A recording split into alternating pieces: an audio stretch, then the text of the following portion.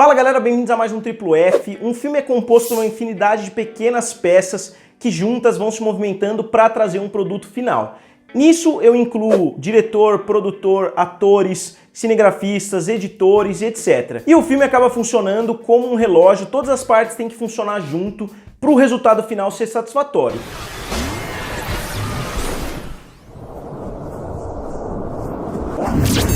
E hoje eu queria falar sobre alguns filmes que são tão bons que mesmo com alguns pontos bem ruins, eles conseguem se destacar e conseguiram se sedimentar como grandes clássicos em Hollywood. E hoje eu decidi falar sobre 9 filmes que eu particularmente gosto bastante e que tiveram atuações ruins. Então só lembrando, são 9 filmes que eu gosto bastante, não estou afirmando que são filmes excelentes, e são atuações que eu acho que ficaram abaixo do nível esperado. Eu não estou dizendo que são as 9 piores atuações de todos os tempos, nem que são atuações horríveis. Só que as atuações não estão a par com a qualidade do filme.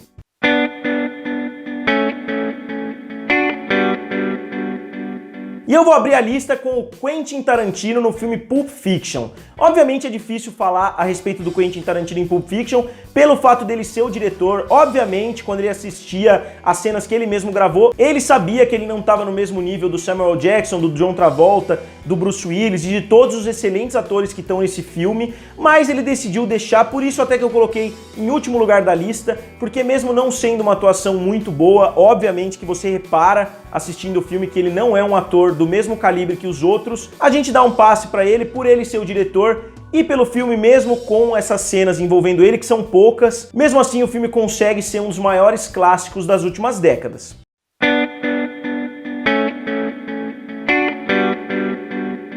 A Kim Basinger, ou Kim Basinger, no filme O Batman. Com uma atuação convincente que surpreendeu a todos, o Michael Keaton, que todo mundo reclamou muito, muitas pessoas antes da internet mandaram cartas para Warner pedindo para o Michael Keaton não ser o Batman nos cinemas, mas o estúdio insistiu no personagem, insistiu que o Michael Keaton seria uma boa opção e todo mundo adorou, principalmente quando ele enfrentou o Jack Nicholson como o vilão do filme. Eles criaram praticamente uma das maiores rivalidades da história do cinema, uma rivalidade extremamente icônica, as imagens dos dois lutando são muito famosas, e a Kim Basinger faz o par romântico do Michael Keaton no filme, e ela tá realmente muito mal no papel, ela só grita o filme inteiro, e ok, eu até concordo que isso é uma escolha do roteiro, mas mesmo nas cenas que ela tem um pouquinho de folga pra atuar, a gente vê que ela tá realmente muito ruim no filme.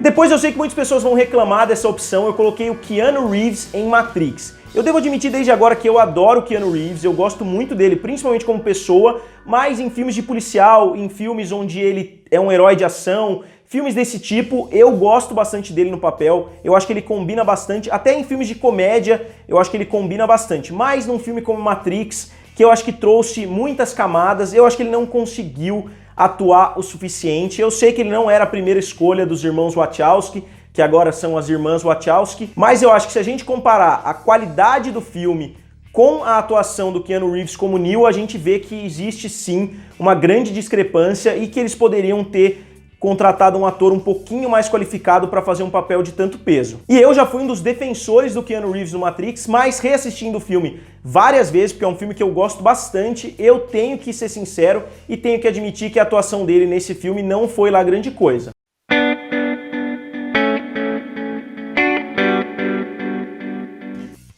Depois eu coloquei o filme Jogos Mortais. Pra mim, o filme Jogos Mortais foi bem legal, eu assisti várias vezes. Eu, meu irmão, minha irmã assistimos muitas vezes o filme Jogos Mortais e eu gostava bastante, mas os dois caras principais que ficam no banheiro, que são os dois protagonistas, mesmo que o diálogo várias vezes seja legal, as atuações são péssimas, são as piores atuações, na minha opinião, em filmes de grande calibre. E é explicado isso porque um dos dois era inclusive roteirista do filme e acabou atuando para baratear os custos, acabou atuando por algum motivo sem ter nenhuma experiência.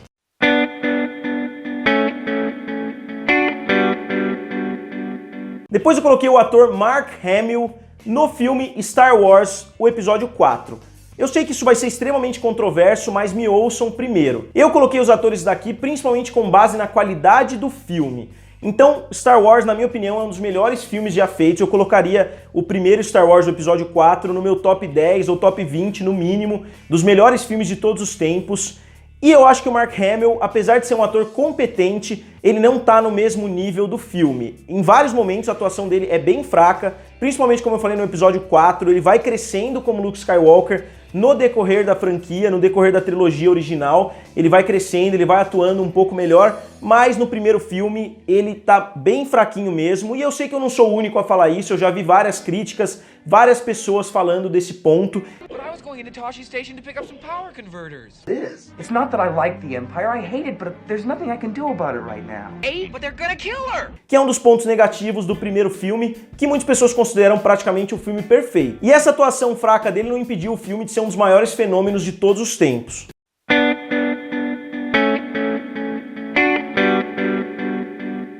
Gran Turino. No filme Gran Turino eu coloquei todas as atuações, menos a do Clint Eastwood. O Clint Eastwood é famoso por ser um diretor extremamente prolífero, ele solta um filme todo ano e ele faz 1 ou 2 takes e já passa para a próxima cena. E quando atores fracos estão participando do filme, fica mais perceptível ainda. E nesse filme ele se rodeou de pessoas que nem atuavam, o co-protagonista do filme, que é um jovem que fica junto com ele, tomando conta da casa, ele se chama Bi Vang, e ele nem tinha experiência de atuação nem antes do Gran Turino e nem continuou sendo ator depois de Gran Turino. Então a gente vê que ele tomou uma escolha polêmica. O filme não deixou de ser excelente, é um dos meus filmes favoritos do Clint Eastwood, mas é inegável que as atuações são bem fraquinhas, com exceção dele, que é um dos maiores ícones de Hollywood hoje.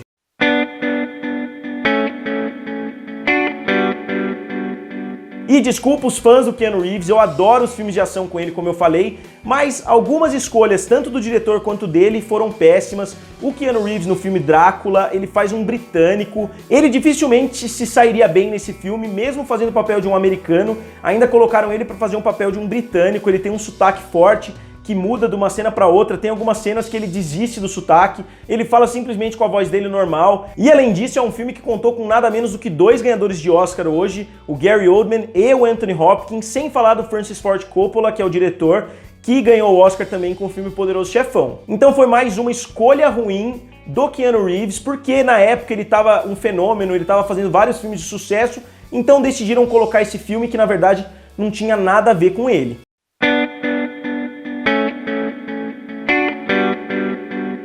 Depois eu coloquei a Talia Shire no filme O Poderoso Chefão. A Talia Shire é difícil falar que a atuação dela é péssima, é difícil falar que ela é uma atriz ruim, ela é irmã do Francis Ford Coppola, que é o diretor do filme O Poderoso Chefão, então até é meio questionável ele colocar ela no filme. E mesmo a atuação dela não sendo péssima, eu coloquei ela aqui na lista porque ela tá atuando com Marlon Brando, com Al Pacino, com Robert Duvall e com vários outros atores do mais alto calibre, e quando ela entra numa cena, a gente percebe que ela não tem a mesma qualidade dos seus colegas em cena. Tem algumas cenas, na verdade, que a atuação dela tá assim, muito ruim, mesmo que no geral seja relativamente satisfatória, mas para um filme que, na minha opinião, é praticamente perfeito, a atuação dela ficou bem abaixo do nível.